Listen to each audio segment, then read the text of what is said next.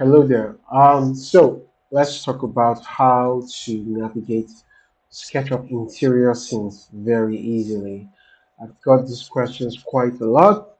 A lot of times, most of the time, what we usually do is that we try to hide the roof like this, so we can have enough room to make any form of edits that we want to, which is one way. This is the most common way, but other ways which you can um, you know edit spaces in the interior of the SketchUp. What we're going to do is I brought up an old project which I had completed for a client a while back.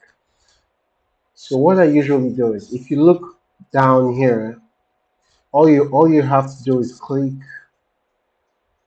on zoom accent on your zoom accent like this. It's immediately going to show you a field of view. By default is 35. So you need something wider, something much larger. So for instance, so check this out. I press on my zoom, my field of view is out. I'm going to press on like say 45, 45. My field of view is expanded. Let's say I want more. I'll 65. You can see that the figure has increased. This gives me a much more wider angle. I can even go crazy. I can say 85. Right. So now I have a much more wider angle. I can move around. Also, you want to make use of your look around tool here.